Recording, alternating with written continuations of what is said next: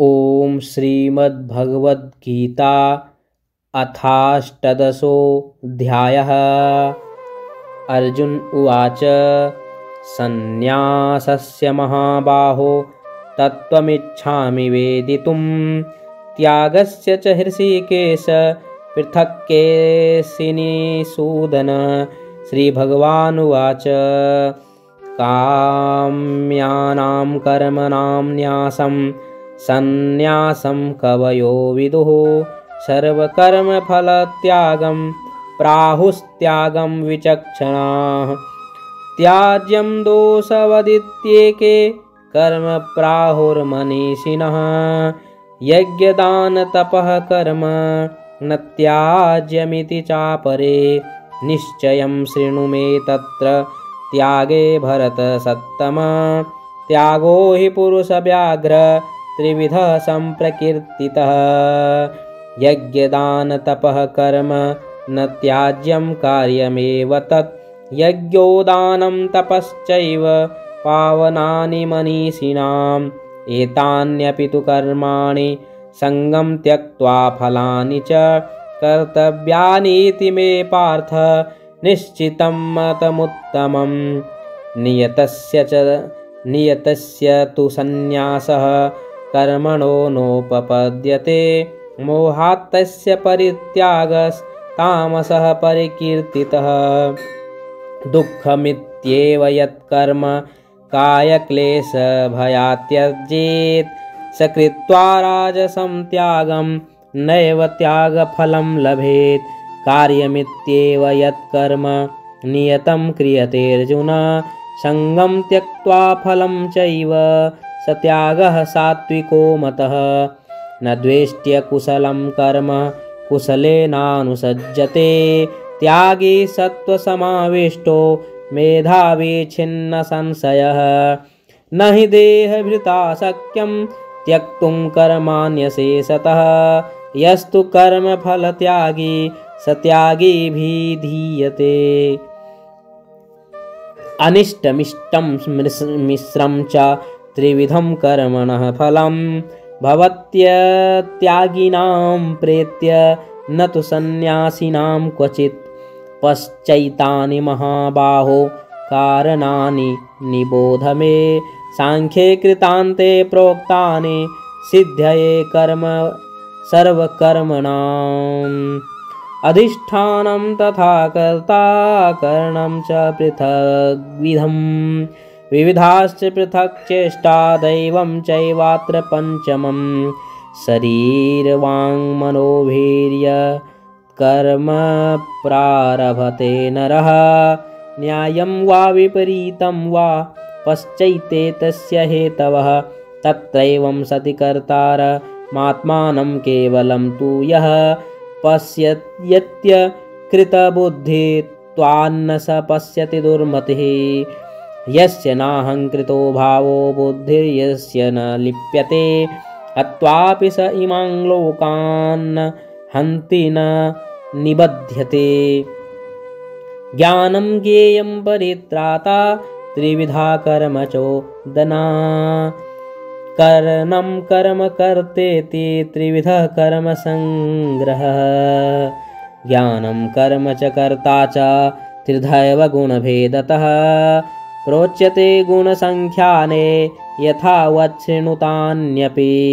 सर्वभूतेषु येनैकं भावमव्ययमीक्षते अविभक्तं विभक्तेषु तज्ज्ञानं विद्धि सात्विकम्।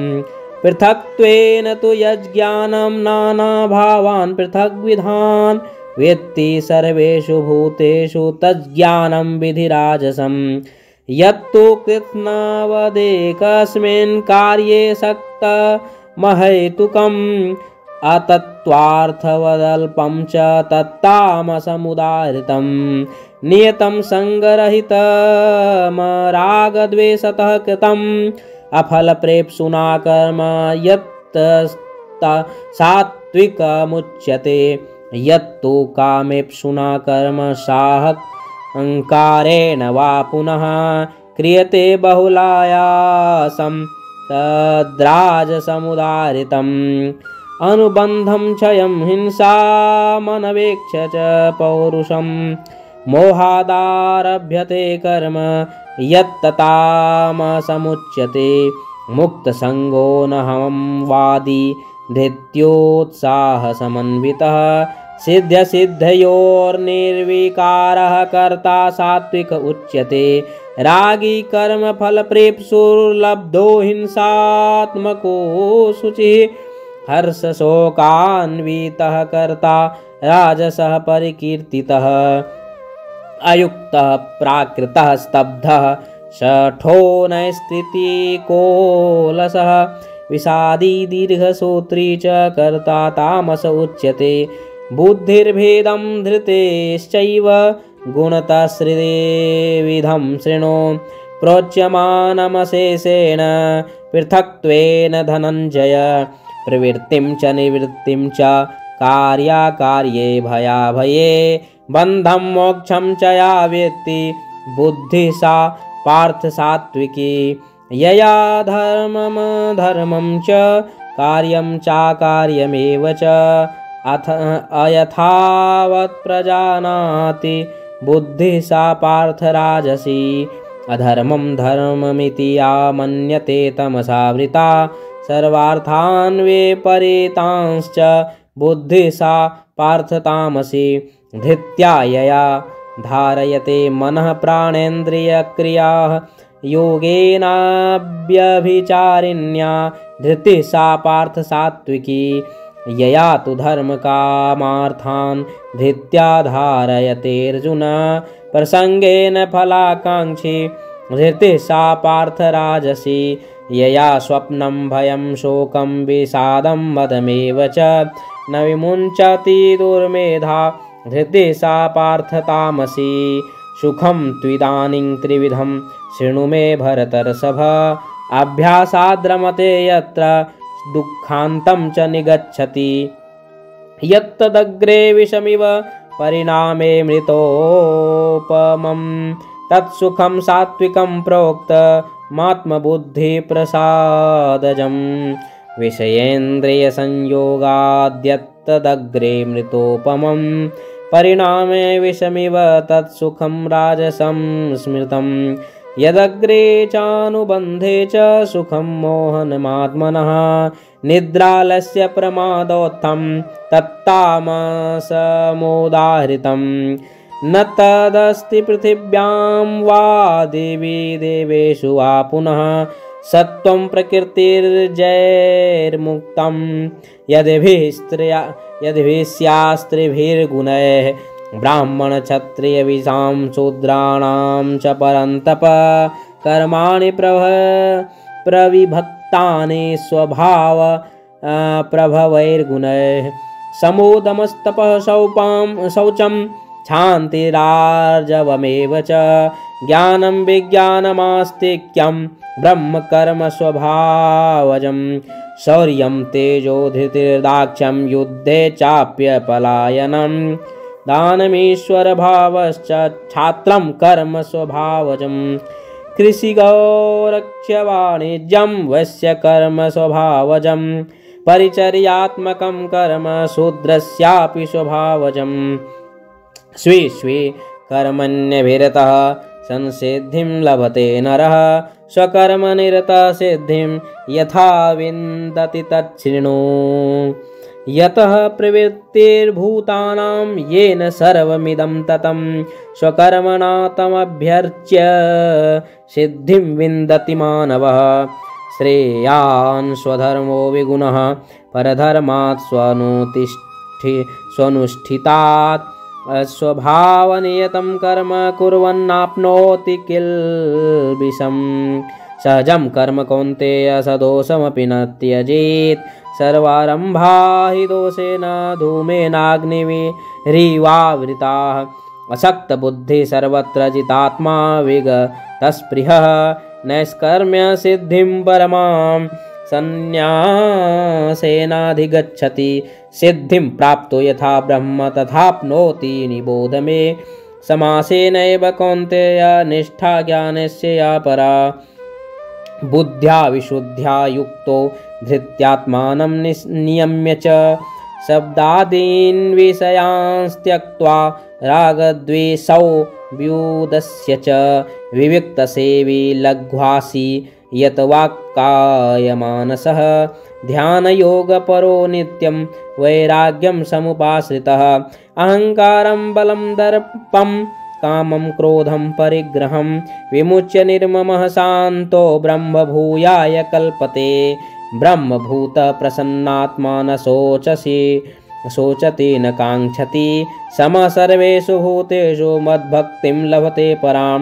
भक्त्या मामभिजानाति यावान्यश्चास्मि तत्त्वतः ततो मां तत्त्वतो ज्ञात्वा विशते तदनन्तरं सर्वकर्माण्यपि सदा कुर्वाणो मद्व्यपाश्रयः मत्प्रसादादवाप्नोति शाश्वतं पदमव्ययम् चेतसा सर्वकर्माणि मयि सन्न्यस्य मत्परः बुद्धियोगमुपाश्रित्य मच्चित्तः सततं भव मच्चित्तः सर्वदुर्गाणि मत्प्रसादात् तरिष्यसि अथ चेत्त्वमहङ्कारान्न श्रोष्यसि विनङ्क्ष्यसि यदहङ्कारमाश्रित्य न योत्स्य इति मन्यसे मिथ्यैष व्यवसायस्ते प्रकृतिस्त्वां नियोक्ष्यति स्वभावजेन कौन्तेय निबद्धः स्वेन कर्मणा कर्तुं नेच्छसि अन्मोहात् करिष्यस्य वशोऽपि तत्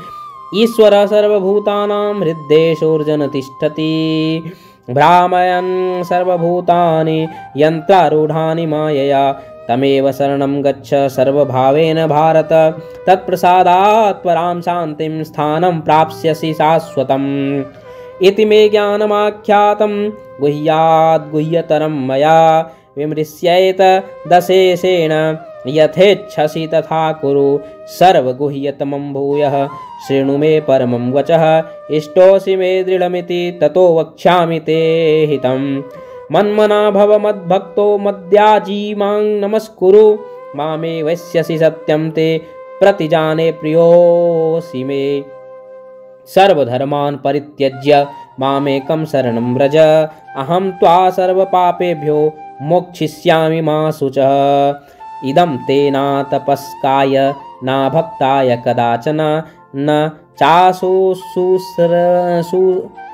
चाशुश्रूषवे वाच्यं न च मां योऽभ्यसूयति य इमं परमं गुह्यं मद्भक्तेष्वभिधास्यति भक्तिं मयि परां कृत्वा मामे वैश्यत्य संशयः न च तस्मान् मनुष्येषु कश्चिन्मे प्रियकृत्तमः भविता न च मे तस्मादन्यः प्रियतरो भुवि अध्येष्यते च य इमं धर्म्यं संवादमावयोः ज्ञानयज्ञेन तेनाहमिष्टः स्यामिति मे मतिः श्रद्धावान् न सूयश्च शृणुयादपि यो नरः सोऽपि मुक्तः शुभान् लोकान् प्राप्नुयात् पुण्यकर्मणां कच्चिदेतच्छ्रुतं पार्थ त्वयैकाग्रेण चेतसा कच्चिदज्ञानसम्मोहः प्रनष्टस्ते धनञ्जय अर्जुन उवाच नष्टो मोहः स्मृतिर्लब्धा त्वत्प्रसादान्मयाच्युत स्थितोऽसि गतसन्देहः करिष्ये वचनं तव संजय उवाच इत्यहं वासुदेवस्य पार्थस्य च महात्मनः संवादमे मम श्रौसमद्भुतं रोमहर्षणं व्यासप्रसादात् श्रुतवानेत दुह्यमहं परम् योगं योगेश्वरात् कृष्णात् साक्षात् कथयतः स्वयं राजन् संस्मृत्य संवादमिममद्भुतं केशवार्जुनयोः पुण्यं हृष्यामि च मुहुर्मुहुः तच्च संस्मृत्य रूपमत्यद्भुतं हरेः विस्मयो मे महान् राजन् हृष्यामि च पुनः पुनः यत्र योगेश्वरः कृष्णो यत्र पार्थो धनुर्धरः तत्र श्रीर्विजयो भूतिर्ध्रुवा नीतिर्मतिर्मम। ओम तत्सदिति श्रीमद्भगवद्गीतासूपनिषत्सु ब्रह्मविद्यायां योगशास्त्रे श्रीकृष्णार्जुन संवादे मोक्ष संन्यास योगो नामाष्टदशोऽध्यायः। बोले प्रेम से श्री कृष्णचंद्र भगवान की जय।